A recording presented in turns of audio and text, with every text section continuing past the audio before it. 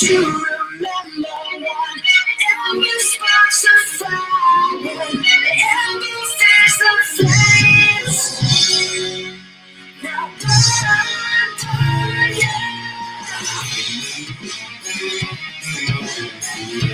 All right, guys, welcome to another edition of Wrestling Talks and Thoughts. I am your host, Saheem the Dream, who is the limousine riding, jet flying, kiss stealing, wheeling, dealing son of a woo! I'm here with my co-host. Hey, Mac, Maine. I wish I had a promo I can cut real quick because I didn't know he was going to come out the gate like that. But I'll be ready next show. You ready next show? All right, cool. So let's get into it.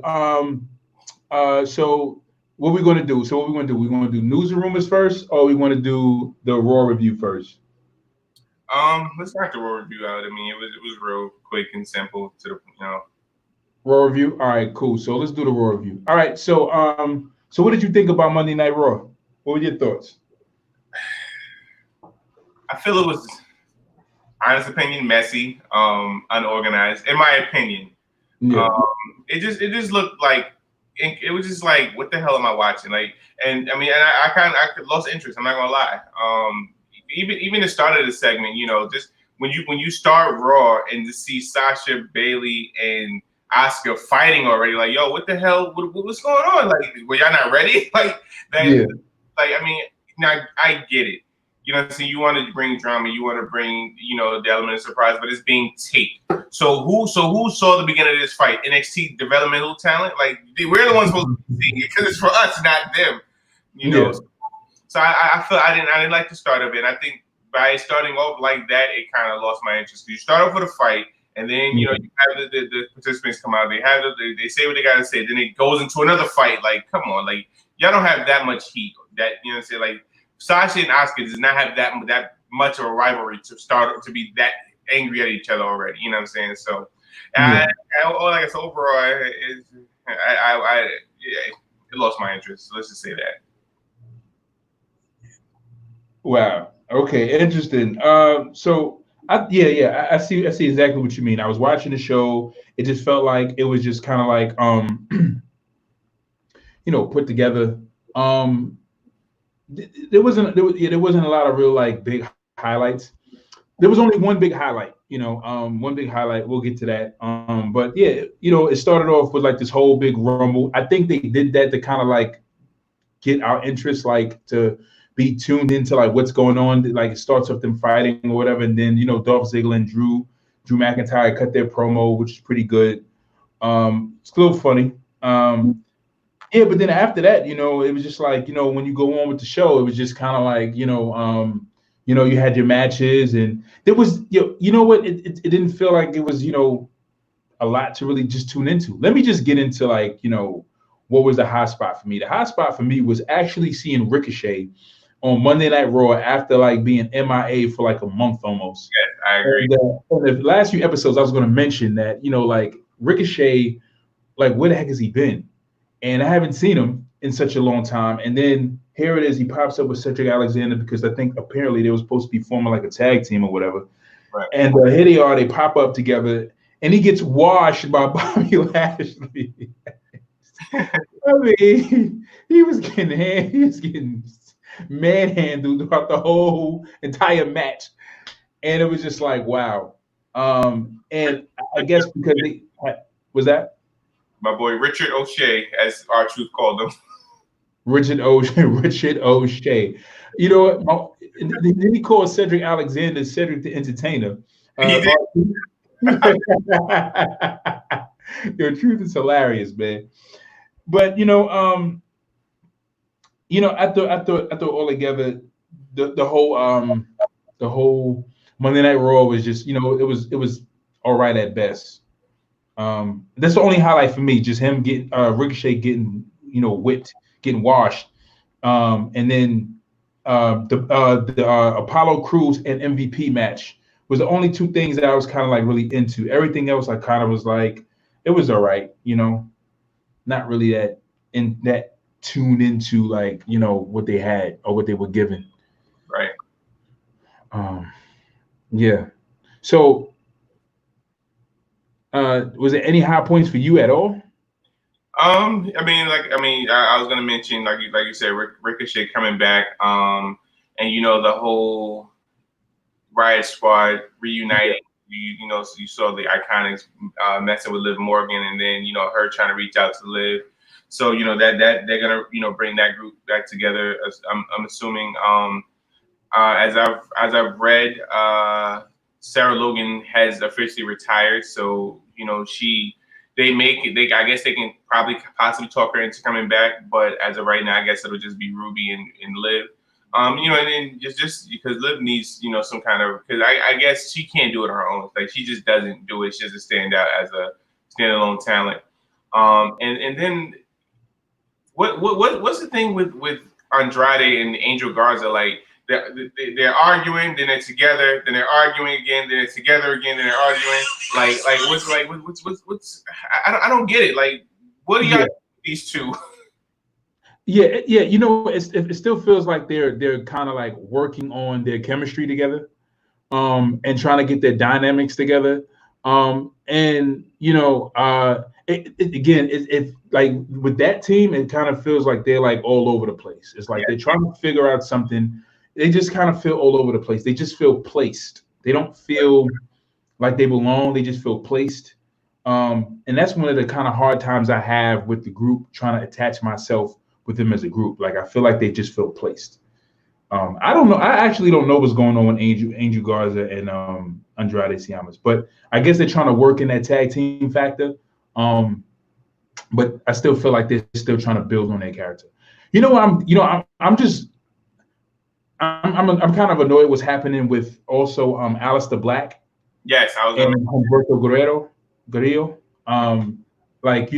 Aleister Black needs. I like Aleister Black. I love him.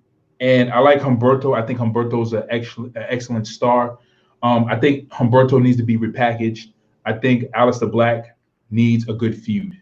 Right. I think Aleister Black needs to feud with Seth. That would be. I feel like they should have continued that feud. I think they kind of. I think they're trying to stretch it out right now. They're trying to stretch it a little bit, trying to make it feel long and lengthy. But right now, I kind of understand that. But they need to work that. They need to kind of have this feud going with Aleister and Seth. I think it would be a dope move. But I could even see Aleister Black siding with Seth. I think that'd kind of be like a cool thing. Yeah, because then you have a legitimate disciple, because Murphy and Austin Theory, they're jokes. So he needs somebody. I agree. He needs somebody legitimate on his side to bring that whole Messiah persona to make it believable. Like we had AOP. He had two henchmen. So that's believable. But now you got Austin Aries and Murphy. Like, who did he actually beat? You know what I'm saying? So it's like there's no fear factor. There's no, all right, well, these guys are threats. Like, so I think he needs another dominant or somebody, just somebody that's believable. That's like, all right, well, nah, this is serious. This is legit. Yeah. You know what? I think, oh man, this idea just popped in my head before the show. And I think if we probably had like a conversation prior to the show, I would have been able to post up something. But you know what? Where the heck is AOP? Where are they? Like, where's AOP been? Like, is somebody injured? One of them injured or something like that? Oh, I don't know. I know. Let's see. Fire. I know they're still there. Yeah, we got to find out where AOP is, man, because right now, their face belongs on the back of a milk carton, because I'm trying to find out, like, why they nowhere to be found. It's like 1 minute they're with Seth Rollins, and they're part of his whole little faction, and next thing you know, like, they're just totally missing from action. Like, where are they? Oh, so okay, the report. Yeah. To be off of WWE television for at least 7 months. And this was back in March. Since November 25th episode of Monday Night Raw, AOP has been featured prominently on WWE TV along Seth Rollins and Murphy. Both Akam and Razor have completed a multitude of multi-man matches against Kevin Owens and numerous allies, helping the Monday Night Messiah achieve victory after victory. After their time on TV looks to come to an end, however, as Razor tore his right bicep during 8-man tag Profits and Viking Raiders on March 9th. The former tag team champions appeared to be in some discomfort, and Dave Meltzer confirmed that the Wrestle Observer newsletter that Razor has since had undergone surgery, which will keep him sidelined for at least 7 to 8 months. WWE has also decided not to use Akam and his tag team partner in absence, meaning Seth Rollins' faction will be without 2 of his key members for a significant period. So, okay, so yeah, so okay. that hurt. So one of them is injured. So he was injured March 9th, so 7 months sorry, after. what'd you say? He was injured on March 9th, so I guess we should be looking for them back to return possibly in October, November. Okay. Got it. Yeah. Injured, okay. Okay, so they'll be turning. You said when again? They said 7 months, so I guess for the time frame of October, November. Okay. All right. Makes sense. Okay. I guess they're injured. That sucks, man. That really sucks. But those kind of things happen. Well, at least we know where they are, because I didn't know, like, if they want like a injury sabbatical, or like they were just written off for the programming, because like this is the same issue that we was talking about with Bianca Belair and Shayna Baszler. Speaking of Shayna Baszler, what in the heck, man? What the hell, man? Like Shayna, like where is Shayna? Like she's like completely gone. Listen, Ricochet was even showing up on Main Event, because I was going to talk about Ricochet last episode. Like he was showing up on Main Event, and I think he had like a tag match like 2 main events ago with what's the guy named Cedric Alexander. But now it's like like he shows up on Raw, but he gets he gets waxed by Bobby Lashley. It's like, all right, man, what the heck is going on here? But there's no Shayna, there's no Bianca, but last time we talked, Bianca's supposed to be showing up with the Street Profits to do some programming soon. So, okay. All right. Well, at least we know where AOP is. Right. All right. Speaking of that, speaking of people missing in action or people being released or whatever, let's get into some news and rumors. Because Raw wasn't really like Yeah. Well, we see like Raw wasn't like really like like there was nothing really big on Raw that kind of really happened. I mean, I just want to see how the match is going to go with Drew McIntyre and and they renamed Extreme Rules. They called it Extreme Rules Horror Show or Swamp. The Horror Show. No comment. Yeah, right. Exactly. Let's move forward. Yeah. So okay. So what about let's talk Sasha Banks and what is her name? Asuka. So Sasha Banks getting this title might be a good idea. I'm for it. I'm all for it. I believe Sasha winning the belt would definitely change the culture. And then with how arrogant and cocky Sasha and Bayley are right now, imagine, like you said, they have all 4 titles. Yeah, they'll be the most arrogant snobs, and it'll be entertaining. I mean, they're already on both shows already, so yeah, it would be it'd be very interesting, man. I think it would be an interesting thing. Just to kind of like watch those two, kind of like yeah, I think it'll be a great idea. Have them as these top villains, kind of just parading around, doing their thing, just being just as obnoxious as they are or have they been. I mean, whatchamacallit is like Bailey's the most obnoxious one out of the 2. Bailey's so obnoxious, it's annoying. But it's funny. It's funny. She's she's finding something that works for her. And I think her being this obnoxious whatever villain is kind of working for her, I guess. I don't know.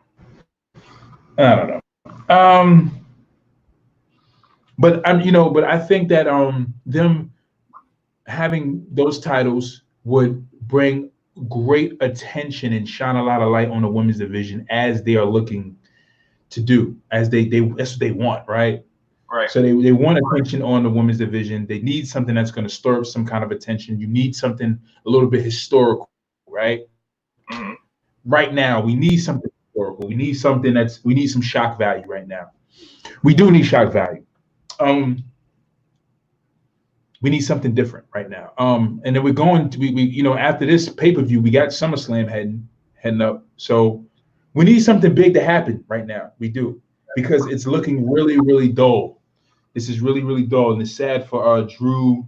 For every champion right now, it's really sad because there's a tremendous amount of pressure on them concerning this whole COVID-19 thing, and then the dip in the ratings, and there not being enough fans to really cheer on the show. But we need something big, and I think Sasha beating Asuka would be a big thing that's going to work. But if Sasha doesn't win, it's fine. I'm cool with it. But we do need something that's going to shake things up a little bit. We need something. We need something else. But if Asuka keeps the belt, cool. If Asuka keeps the belt, I just didn't want Charlotte to get that belt, to be honest with you.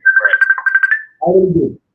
And it was no hate. It was not even a hate thing. It was not a hate thing. It was just a situation of just somebody just receiving way too many opportunities. Though they are one of the top, one of the best. They are great. I give her props. I love Charlotte. And I think she belongs where she's at. Just too much. But I think them giving this belt to Sasha Banks, and then having this kind of and let Sasha Banks and Bayley run the women's division. It'll work. It'll be great. It'll be a great moment for WWE history. It will mark something great. It was like, this is a great faction. It's like they had the women's belt, they had the tag titles. Let them do it. Let them do it. Right. I agree. I think it'll be a nice move. And it's like, and you're not really taking a risk because Sasha's history speaks for itself. So.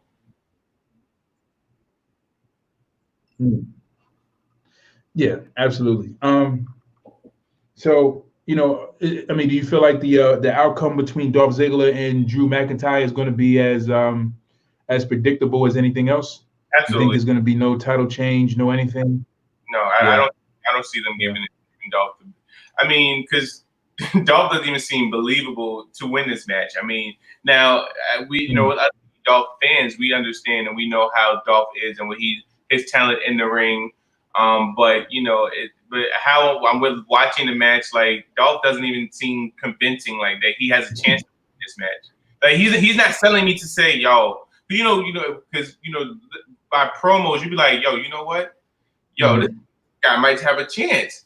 Like for example, when Ricochet fought Brock Lesnar, Ricochet gave a great promo, like he's doing this all his life, he's been dealing with bullies, fighting guys bigger than him, and you're like, you know what? I think Brock's gonna win, but Ricochet might have a chance. And during the match, right? Like he didn't even. I don't think he touched Brock. But with these two, like Dolph doesn't sell me for me to even want to consider that he has a chance. I'm just like, damn, Dolph, like that's that, so. Right. You know what? I think when Dolph Ziggler renegotiated his last contract. Well, for what happened was when they renegotiated his last contract, he actually got a great deal. He spoke about it. He didn't say how much he was getting paid, but later on we'll probably find out how much he's getting paid. But he got a great deal. And whatever he got paid good enough in order not to sign over to AEW, because AEW at the time was kind of like, starting off or whatever, and they were trying to pull some people in, trying to pull some star power in. And Dolph Ziggler was one of the top talent that would definitely be well appreciated over in AEW. 10 times over. I would watch AEW if Dolph Ziggler goes. if Finn Balor or Dolph Ziggler go to AEW, I'm sold. I am completely sold. You got me. Take my money. Take it. I'm done. If Shayna Baszler goes there, I'm watching. If Velveteen Dream goes there, if certain people go there, I'm watching. But yeah, you got me sold completely on AEW. Completely. Even though we're watching it now, you have me there. But I'm sorry, just to get to my point, I think what they did was when they signed him on, they told him, okay, you know, we want you to be a jobber. Not they didn't say it like that. They pretty much were saying we want you to get to be a rub for other mainstay talent or talents that we're trying to push. We're going to give you good money, but we want you to be here to give a rub to people that we want to push in the forefront and just be a good worker. And I think Dolph Ziggler has the potential to be another Undertaker. You know what I'm saying? Like a person who is going to be like a cornerstone in the company, who will work there for years, put over great superstars. Eventually, sometime here and there may get a title, you know, here and there to kind of like to keep his credibility up. But then, you know, he won't be put in the forefront until a hot storyline really picks up that really puts him in that place to where Vince changes his mind. Or I think the only way Dolph Ziggler will ever get a title is if Vince is totally out of the picture, or Vince somehow keeps his senses. But I think that's what they're doing with Dolph, because it's like when he was losing to Otis, he jobbed to to Kofi Kingston. Now he's going to fight Drew McIntyre. But prior to all of this, before Dolph Ziggler laid down that United States title in the ring and he left,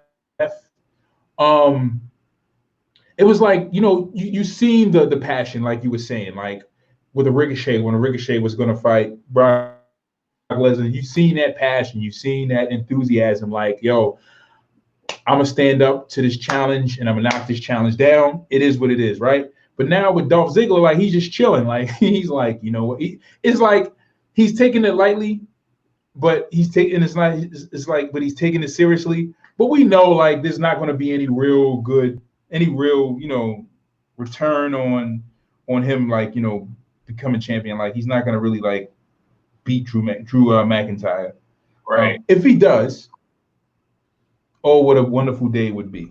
But it's not going to happen. Yeah, talking about, he's like, yeah, you know, I'm gonna beat you because, you know, it wasn't for me, you wouldn't have the belt. Just real minded, just real laid back, like, yeah, you know, so come this Sunday, come Extreme Rules, you know, I'm gonna super kick you and I'm gonna get the belt, you know, and then, you know, Drew's like, well, you want your title reign to come at my hands? No problem. And I'm like, where's the fight? Yo, like, dog. Where's the passion? Where's the position you want? You're supposed to be like, me? Bet. All right, you know what? You want to lose that belt that bad? I got you. You must to me right now because I'm taking it on Extreme Rules since you're letting me pick. You know what I'm saying? That kind of passion. He was just like, you want me to pick the match? Oh, okay. So you want me to be responsible for me taking your belt? Cool. No problem. I'm like, what the I'm coming to take your belt. Really? Okay. All right. See you in 3 weeks. Cool. All right. Cool. And they part ways. I mean, I thought it was a little laid back. I thought the promo was good. But yeah, like there wasn't a real there wasn't a convincing factor to say, oh, like, you know, Dolph Ziggler is like really, really, really passionate about beating Drew McIntyre for this belt. I felt like when he cut that promo with Kofi Kingston, it was honest, it was raw, and it was good. It was funny. It was honest, raw, and funny. And it was true because it really should have been Dolph Ziggler years ago, right. But it didn't happen for him because of Vince. You know, and we only say Vince McMahon. If you guys are tuning in, you guys can drop a comment below. Let us know what your thoughts about Monday Night Raw and what's going on. You know, and then we only say Vince McMahon because again, he controls, you know, the pushes. He controls, you know, he pushes the buttons on who goes next. And then we seen Dolph Ziggler get over, you know, and we tired of seeing these superstars get over and then, you know, they not get over.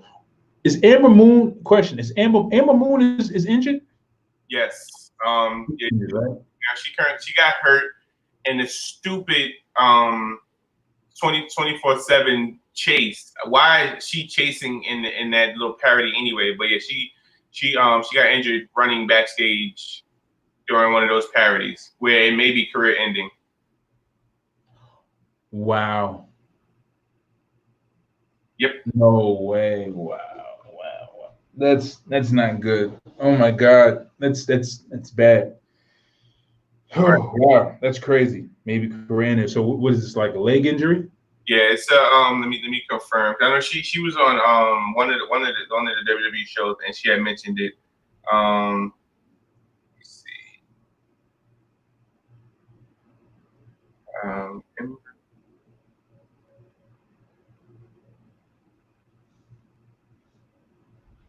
Yeah, she's recovering from a torn Achilles. Okay. Achilles. Yeah, Achilles injuries are like the worst, man. If you guys are tuning in, drop a comment below. Let us know what you think about Monday Night Raw. We're discussing Amber Moon's Achilles injury. We're trying to figure out what's going on with her right now. Yeah, an Achilles injury is like, wow, yeah. A lot of athletes don't recover from Achilles injuries. Like once that happens, once that Achilles tendon is popped, and you, oh man, it's like it's hard to really get back your mobility with your feet. You know what I'm saying? Once you pop that area, man, it's bad, man. Wow. Well, I hope Amber Moon comes back. I love her. I think she's a phenomenal athlete. I love her. I was hoping to see so much more from her.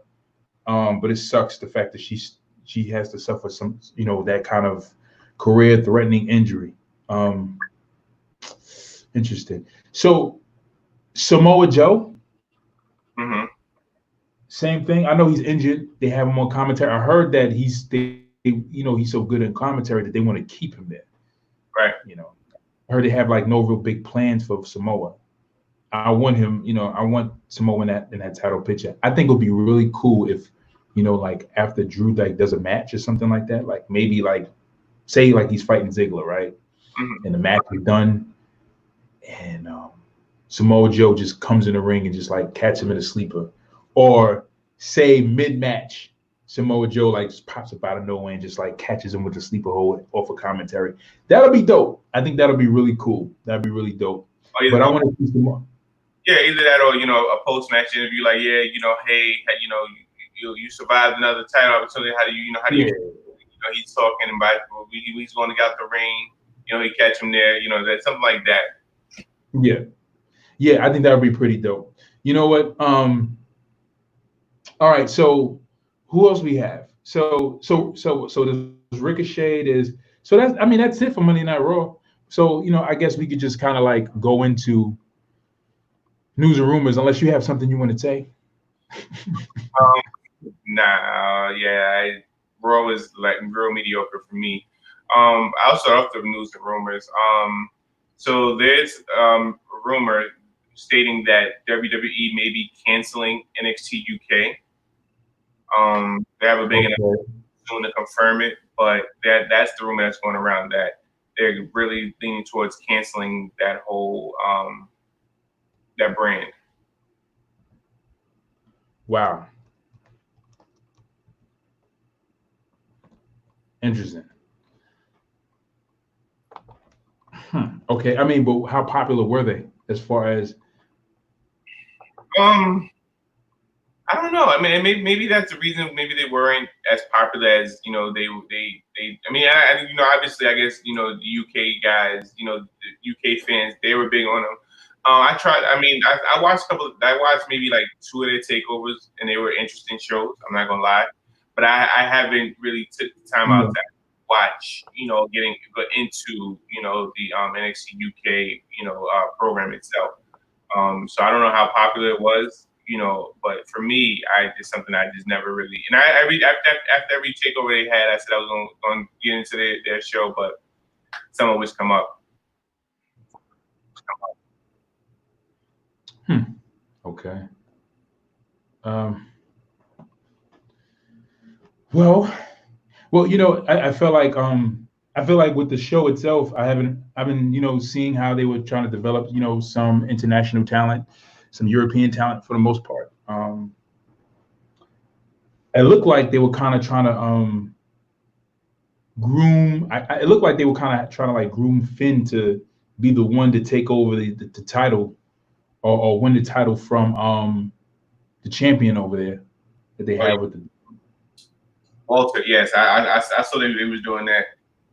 Yeah, it looked like they were trying to do something with that. I think they should. I think they need some star power over there. I haven't been watching NXT UK. I haven't watched any of it. I've seen it. I've seen like maybe like a glimpse of a match or something, but didn't really get into it too much. But for you guys who are fans of NXT UK, please drop a comment below. Let us know what you think about NXT UK possibly being canceled. Do you think they need more star power? Do you think they need someone over there to really push the star power of the company to kind of, give them the pull that they need, to really build some more ratings, to really put them out there so that they don't have to cancel their shows, because I guess they're not getting enough ratings, or it's probably because of the whole COVID thing, Yes. Yeah. Right. I was just reading. So basically what they're saying is there hasn't been a NXT UK taping since the whole pandemic. And then on that, how Raw, SmackDown, NXT, they're done at the Performance Center, where I don't think WWE has a Performance Center in UK where they could, where the NXT UK stars can perform without, so I think that's where it kind of, that's what differs from it. Yeah. So when they would film their shows, their NXT shows, were they filming their shows in the UK? Yes.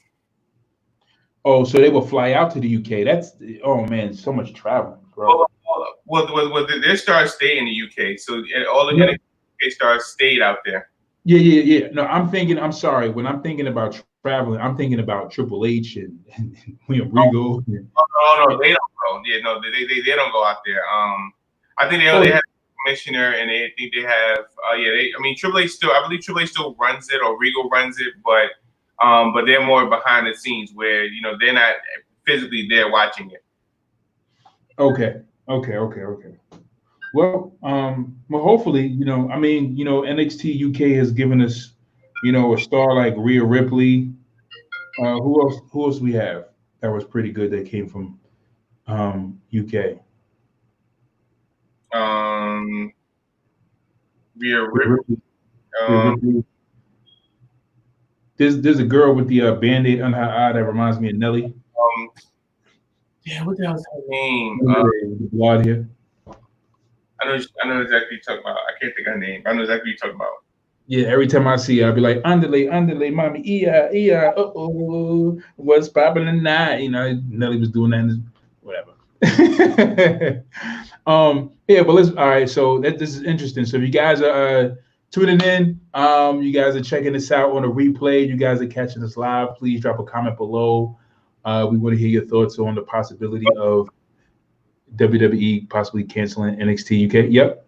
Toni Storm is her name. Toni Storm. Yeah, Toni Storm. Yeah, she's a fox. Yeah, she's definitely a fox.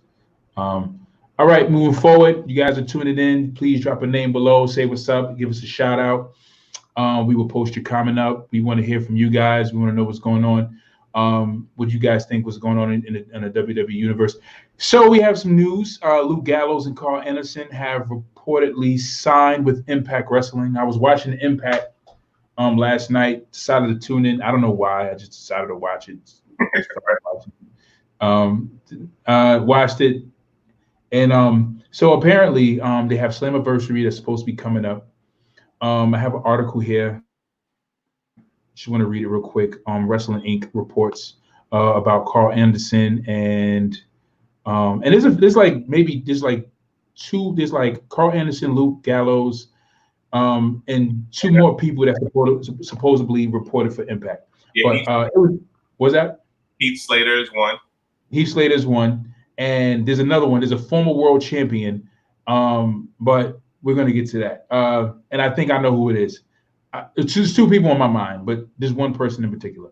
It was reported earlier today via Gary Cassidy of Sportskeeda that it was pretty much a done deal. But now Cassidy reports that they have signed the former Raw Tag Team Champions, and they will debut in July, early at Slammiversary pay-per-view on July 18th or shortly after. Their 90-day non-compete clause with WWE will expire on June 15th. As we know, that Gallows and Anderson are reportedly signed a lucrative deal with Impact, which will allow them to tour with New Japan Pro Wrestling when they are able to. It was also reported early that Gallows and Anderson have already filmed content for Impact Plus, which is the on-demand streaming service that Impact launched in May 2019. Their Talk Nonstop Mania video podcast, which also debuts in July, could end up being some sort of side promotion to the Impact deal. WWE's loss is Impact's gain. Sad situation. So you guys are tuning in. Please let us know what you think. We have some comments in the comment section. Sean Keys. We have a yo from Chanel Ramsey. Yo, Chanel. We have a Sean Keys, my guys. What's up, Sean? Thank you, Sean, for joining us today. Yeah, what do you guys think? You guys are joining us. Let us know what you think about Lou Gallows and Karl Anderson reportedly signing with Impact. WWE's loss is Impact's gain. These guys, man, I didn't know about them when they were in Japan, didn't know about them when they were, wrestling in NXT, didn't know about these guys in the indie circuit. But when these guys came, I knew about, Luke Gallows, because Luke Gallows used to be Festa when he was wrestling, for WWE. And he had this kind of like, hokey character where he was like this guy who would go into like this sedated state with his tongue out like this.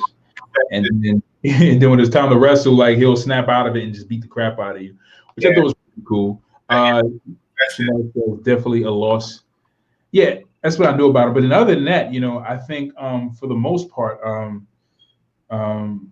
when these guys came together, especially them coming off of this whole Bullet Club, run in Japan, and them actually coming to WWE was an awesome thing. And they had the opportunity to do some great things with Finn, AJ, and Luke and Karl, but they messed that up. And then there was a report that they spoke to Karl, and Karl was like, "Yo, he never going back to WWE." He said, "Don't expect to see him back there in a long time." Wow. That was Karl Anderson's response to whether he would return. And a matter of fact, he was very, very, very passionate in his response to the fan who asked him about him returning to WWE. He was like, just let it go, leave it alone. It's not going to happen. And you can tell, like, those kind of response is frustration from passion and frustration from great ideas. Good booking that could have happened but never happened. Right. And a person like Vince McMahon is so stubbornly stupid when it comes to certain superstars that he misses that opportunity, and it sucks. I agree.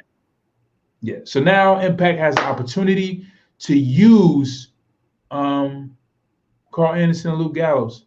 Now, worst comes to worst, which I don't want to happen, is they lose Finn Balor, right? Mm-hmm.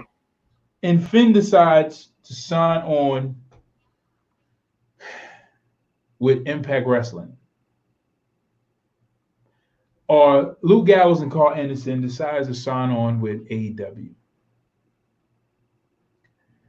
And we have a situation where we have a person like Finn Balor and Luke Gallows and Karl Anderson together. And then because I think AEW and TNA still kind of I think they can still I think they can work together in both promotions. I'm not sure. Because I know when Cody was working Ring of Honor, he was working Impact, and then he was working New Japan, Pro, whatever. But let's just say, hypothetically, Finn leaves WWE, right? Hypothetically, right? And he somehow stumbles into this opportunity to work in AEW or Impact. Because I really wish that Karl Anderson and Luke Gallows went to AEW instead of Impact. Because we could have had a piece of the book. We could have had a little bit more of the Bullet Club trickled into AEW, and then Finn, and we have Bullet Club in AEW. We would have another NWO situation, right? And it would be an opportunity to really go at Vince's throat with AEW. That's a possibility right there. That's a possibility. What do you guys think? But if Finn Balor went over to just think about it, like, because this is still possible because the WWE is still cutting wrestlers from their roster. And listen, I'm gonna say this. I think the last few times we had these episodes, we've been saying some things, and some things have really been happening. Like, and this is just besides news and rumors. Like, some things have really been really happening. We see Charlotte Flair go out of action. We talked about Charlotte Flair. We've seen Charlotte Flair go out of action. It was crazy. Like, we just talked about it. But some things have really been happening. But just think about this, right? Finn Balor. If Finn Balor leaves, Finn Balor right now, can be, and not just Finn. We got Kenny. We got Cody. We got some real great talent, Luke and Karl. Like, we just need these need these people in the right place at the right time. But you don't think he's happy right now with WWE? You said what? You don't think Finn's happy where he is with WWE? You think he would consider leaving? If I was Finn Balor, like, if you put me in Finn Balor's place, right? I'm in NXT. No, I'm sorry. I'm in. Okay, let's just go through a short timeline. I'm gonna answer this question. I don't know if to answer your question. Let me answer your question real quick. Do I think Finn is happy? I don't know. But if I was Finn, I wouldn't be that happy. And I would say this. This is why I wouldn't be happy. If you look at Finn, if you look at it from Finn's perspective, and if I'm Finn, right? Hey, I worked in New Japan Pro Wrestling. I feel that I'm a main event talent because Finn always felt like he was a main event talent. New Japan Pro didn't kind of want to push him as a main event talent, so they gave him the light heavyweight, the light New Japan Pro belt, but they gave him some sort of a push. He forms Bullet Club. Bullet Club becomes one of the most popular factions since the NWO. That's crazy. They're like the NWO of our time, but they just need to be in the right place. New Japan Pro is a good place, but they need like a major platform, right? Like a AEW or like a WWE. You know what I'm saying? Or even TNA. But it's just they just need to be somewhere where they can get the maximum exposure, like how NWO got. But anyway, let me just get back to Finn, right? So I'm Finn Balor, right? I formed Bullet Club, one of the most popular factions in history. Then I leave. I go to WWE to sign this deal because there's promise there. There's potential there. Like, I formed this great faction. I'm an indie. I'm an indie darling. They love me underground. I just need to get to the. I just need the crossover, right? Get to NXT. I have one of the greatest reigns as a WWE champion. Not only that, but then I reinvent myself with this demon character because he introduced the demon character in New Japan Pro, but when he came to WWE, he became like this full-on character. I reinvent myself with this demon character. I become unstoppable with this demon character. And then from there, I go to the main roster. They promised me a push. They were going to put the title on me. I get injured, and then all of a sudden, I'm back at NXT. Before I go to NXT, they have me working these. They have me, floundering around in the mid card. They don't give me another title opportunity. And before they put me back on NXT, they give me a title opportunity against Brock Lesnar. I don't win. They have me moving around, in the floundering around in the middleweight division. they don't take me seriously. Vince McMahon gives up on me, just like that.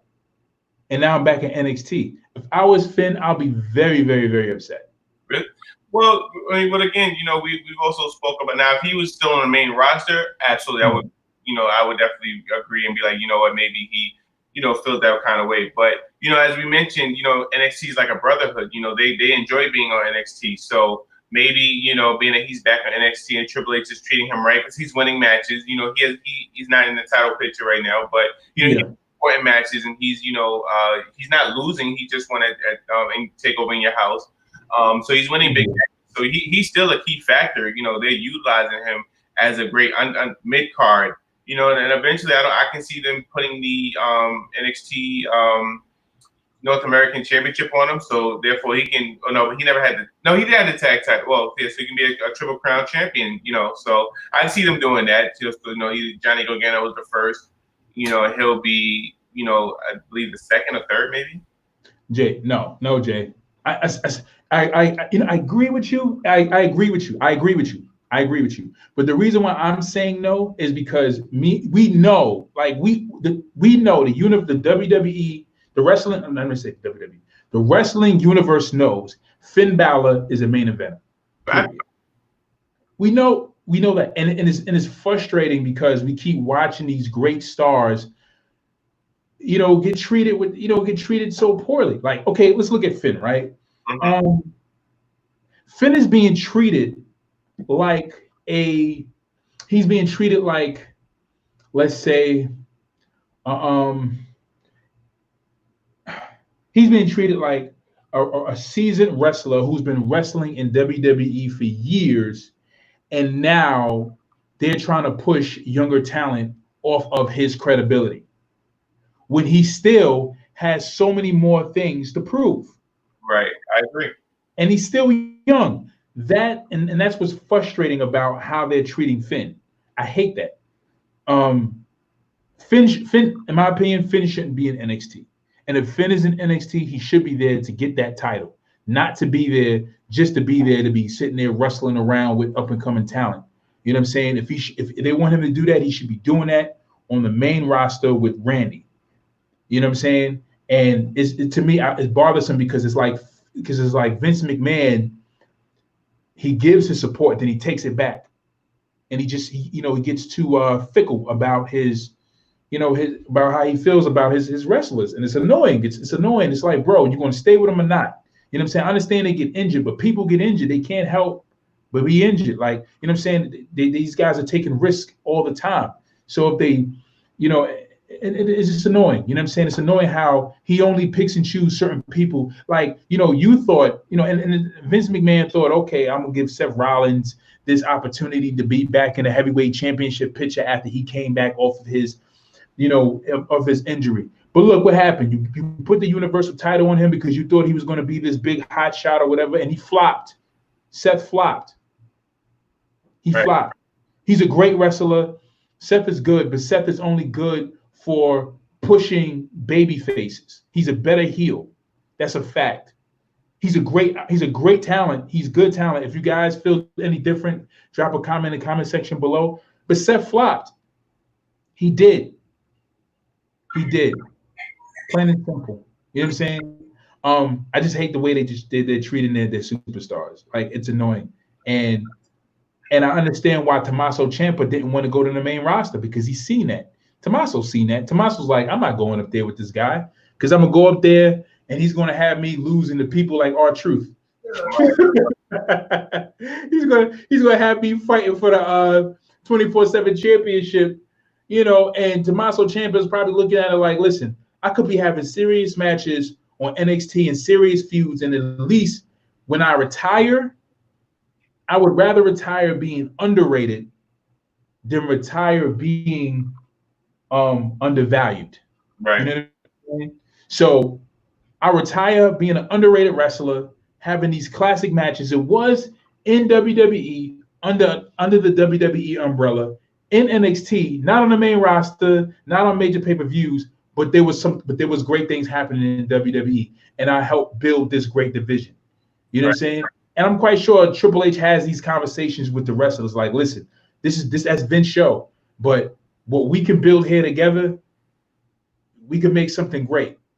We could possibly, and I feel like NXT has the potential to be built up to the status of a Raw and a SmackDown. You know what I'm saying? And I think they're going, and it's sad because it's annoying that But anyway, enough for the ranting. Is there anything you want to say before we move to the next topic? No. No? All right, cool.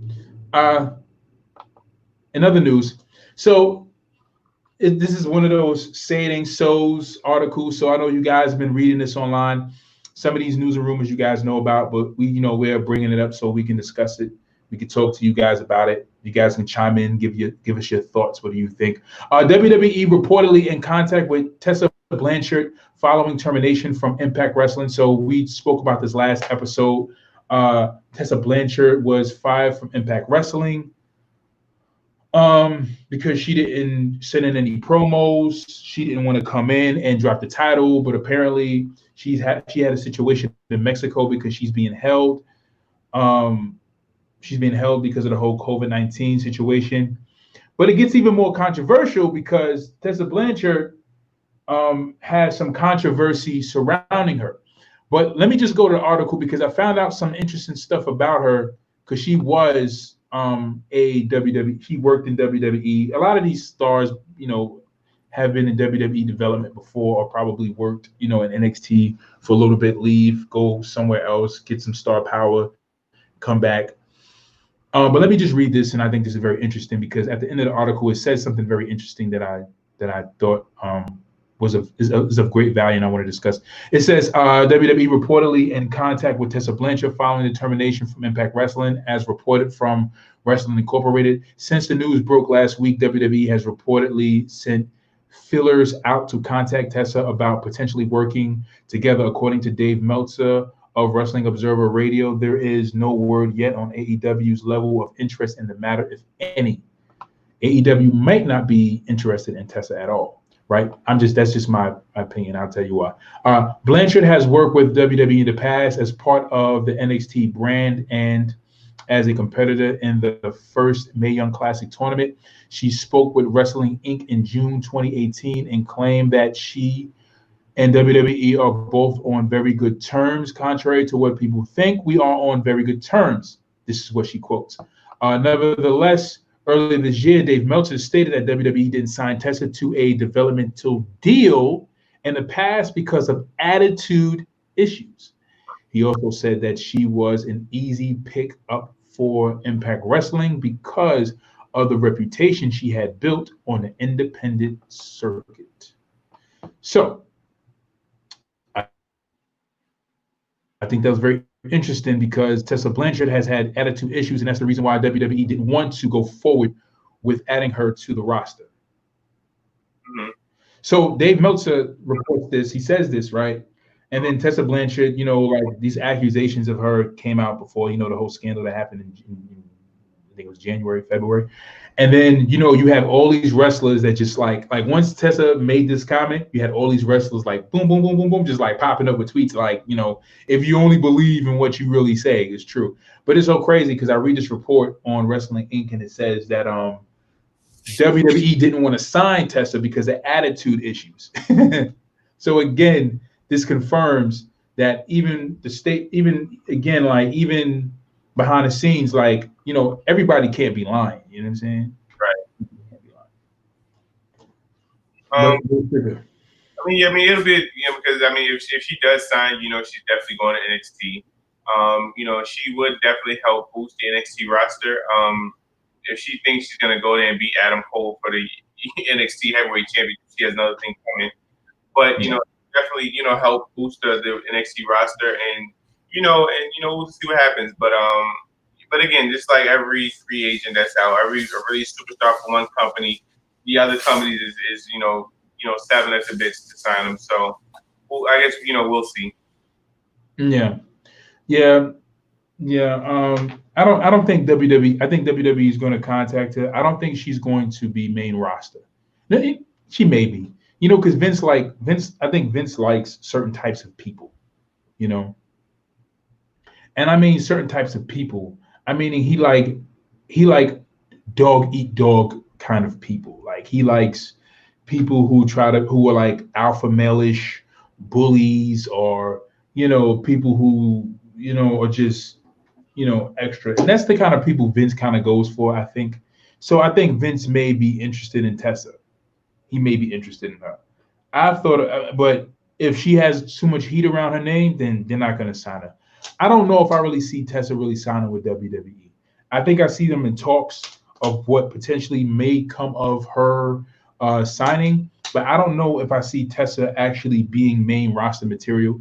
I agree. I think I do see her working with NXT and her possibly doing something there, because again, Triple H is a great I mean, he sees the trend. He sees how things are working, how a performer is hot, and how they can be utilized to their fullest potential concerning their heat. And I feel like him and William Regal, they're running NXT very well. And I can see how they can use Tessa for the women's division. But Tessa would only just be another Asuka. She'll be another Shayna Baszler. On the main roster, I agree. She may be, what I'm saying, because she'll be booked very strong. She'll do something great. She may even win the North American title if she does sign with NXT. Right. But then as far as main roster, I think that's up to whatchamacallit, that's up to Vince. And Vince, I think Vince do like bullies, you know what I'm saying? Like, Like when I look at I like Randy Orton, but Randy was a jerk. You know what I'm saying? When he was a kid. I love Randy, but he was a jerk when he was a kid, and he had a lot of growing up to do in it. And we all have a lot of growing up to do. But it's just certain types of wrestlers or certain types of people who were like really good people backstage that really kind of deserved a little bit more. And they didn't get that more that they deserved. And Vince just went with these certain types of people, who done these crazy things, but whatever. But as far as Tessa Blanchard being signed by WWE, am I happy with the decision? No. Will I ever be happy with the decision? No. Because, one thing I can't stand is frauds. And, Tessa, my thing is Tessa never apologized for it, because if Tessa apologizes for it, that means that she's owning what she did, and therefore that deals with accountability. So she's never going to apologize to that woman about what she did. Right. She's just going to come out and say, I would never do anything like that. And she probably did, more than likely, because all these people can't be lying. They can't be lying. You know what I'm saying? Because usually, you know what I'm saying? So, I mean, but whatever, you know what I'm saying? But no, I don't really, do I really care too much about Tessa Blanchard, for Tessa Blanchard coming to WWE? No, don't care. I'm just speaking about it because, there's some scandal behind it, what she did to this woman, her being, her professional career, on a professional note, her professional career, she created, she made history, but whatever. Moving forward, Heath Slater, former WWE star Heath Slater, teases appearance at Impact Slammiversary. So we spoke about that earlier. Right. Heath Slater, he has opportunity to be taken seriously in Impact, to kind of transition his character. I think he can be utilized very well. So this is supposed to be like a former world champion. It's supposed to be making an appearance at Slammiversary. And I was reading the article. As a matter of fact, let me just pull this article up real quick and just read it. It says Slater yesterday, he posted a video of himself training and exercising on a bike, with July 18th coming soon in the video, which is also the date of Impact Slammiversary pay-per-view. He also captioned the tweet with "Watch the hell out." Impact has posted videos teasing many WWE wrestlers that were released back in April, including a former world champion returning to the company. So they say world champion. So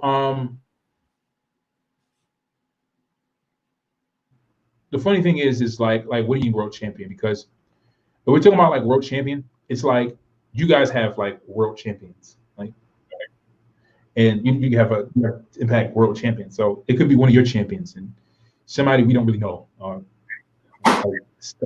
like Sami Callihan or whatever, right? Right.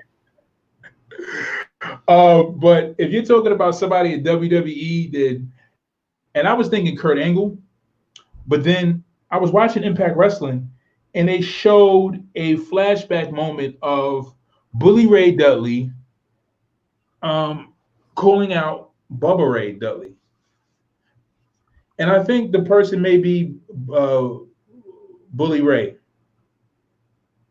I think it might be. If it's not Bully Ray, then please surprise me. Surprise me with somebody pretty cool. But a world champion in Impact Wrestling, a former world champion, I want to know who that is.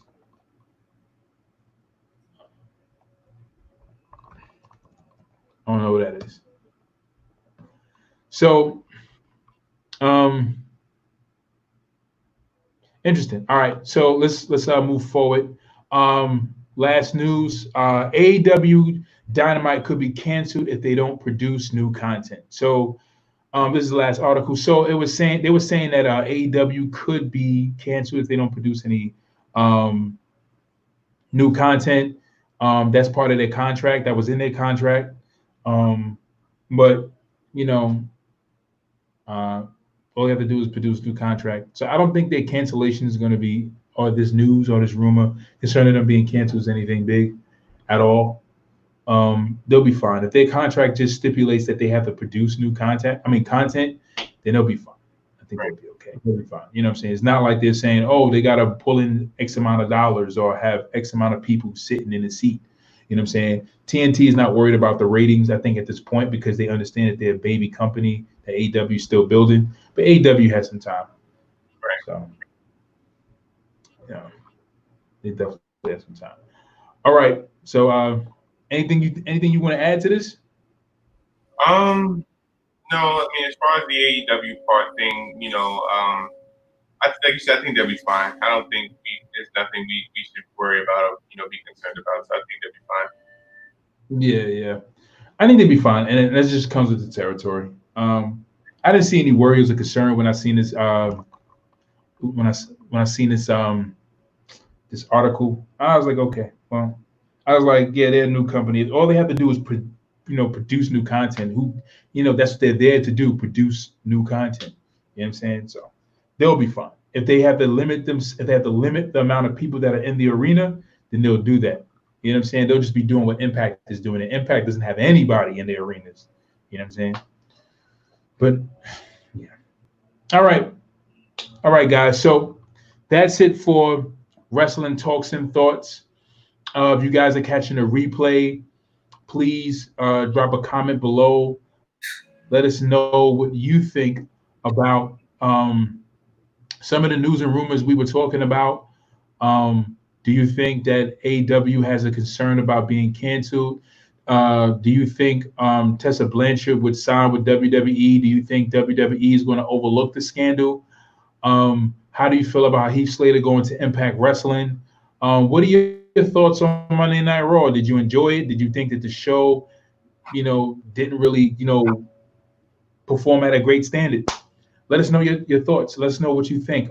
Drop a comment in the comment section below. If you're catching us on the replay on YouTube, drop a comment. We will respond to you. We had a comment before. We had some comments before. Some fans, some supporters dropped the comment. Some wrestling fans dropped the comment before, and I spoke to some fans. Drop a comment below. We want to know what you guys think. We are here to discuss wrestling with you guys. We're here to talk wrestling.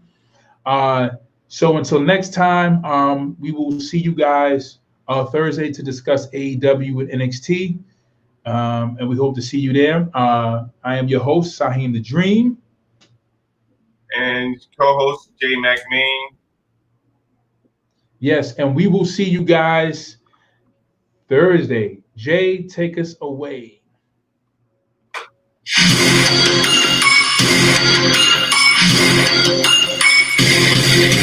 One and only